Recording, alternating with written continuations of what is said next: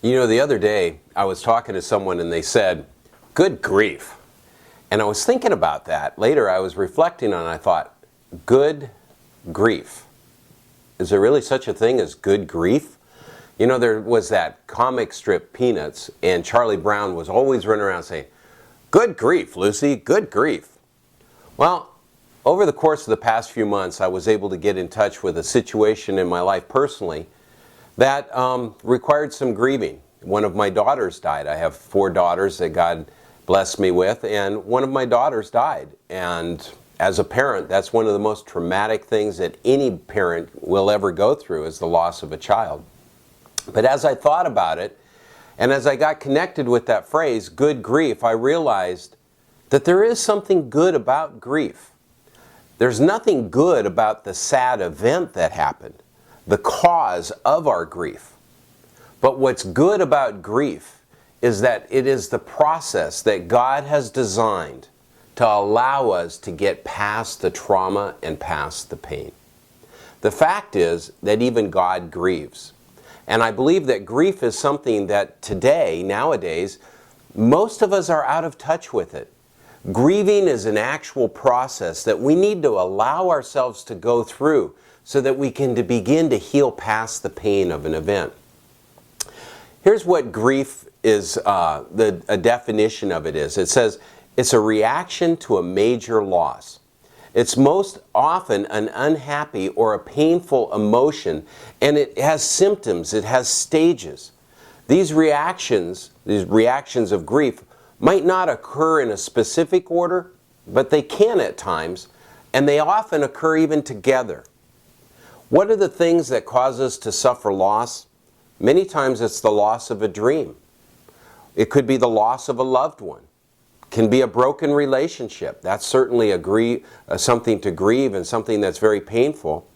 And oftentimes it's just the grief of our own failures. And like I said, the loss of our dreams. In Genesis chapter 6, verses 6 and 7, God even describes a situation where he had grief. I'd like to read this with you. It says, "The Lord was grieved that he had made man on the earth." God was grieved. I mean, in other words, there was pain that was in God's heart over the fact that he had made man. It says, "And his heart was filled with pain. So the Lord said, I will wipe mankind whom I have created from the face of the earth, men and animals and creatures that move along the ground and the birds of the air.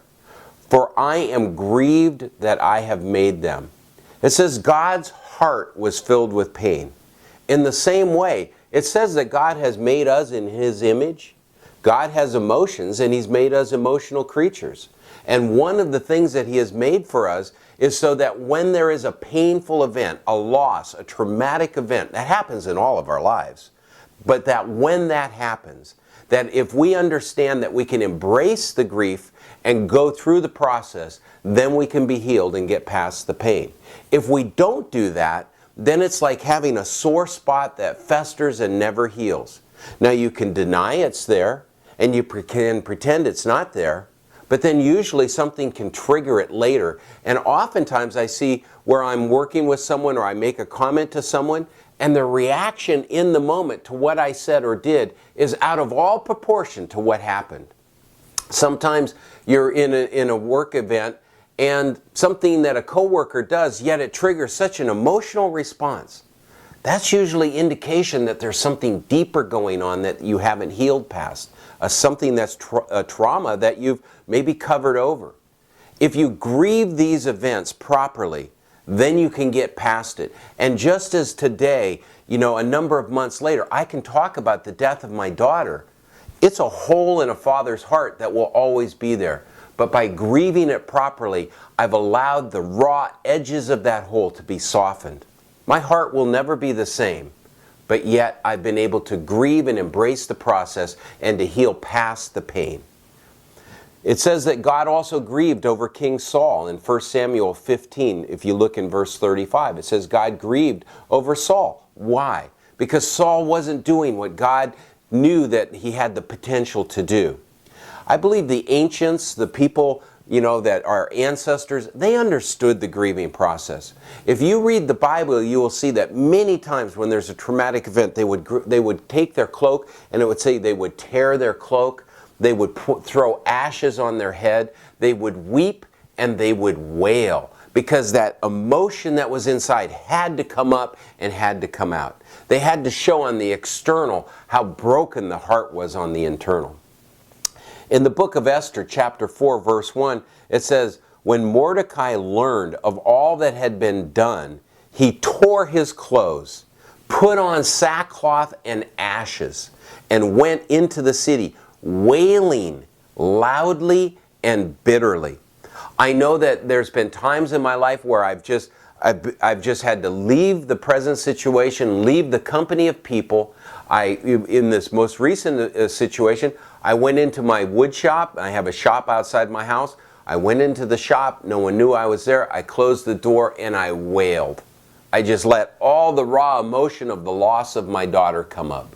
And I just wailed it and cried my eyes out and wept bitterly. And then over the next few days, every time that would come up, I would let it come up and out. And I actually went through the process. It says also in verse 3 in Esther 4:3, it says, "In every province to which the edict and order of the king came, there was great mourning among the Jews, with fasting, weeping, and wailing, and many lay in sackcloth and ashes." What had happened is the king had issued an evil edict to wipe out the Jews. And when that became known, they wept and they wailed. There's stages to grief. And these stages, we actually go through a series of stages. The first one that you go through is shock and disbelief. Like, I can't believe that. When I first heard that my daughter died, my first reaction is, no. It was just like, I just was shocked.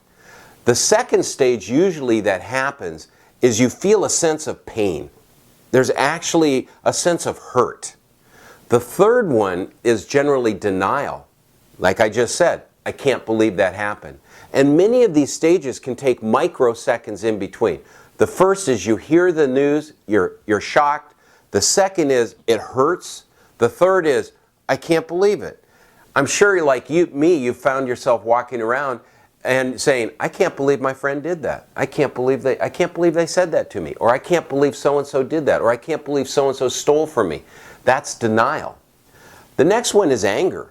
And you need to be able to recognize these stages, and there's nothing wrong with getting angry. God made us to be emotional creatures. I was angry that my daughter died.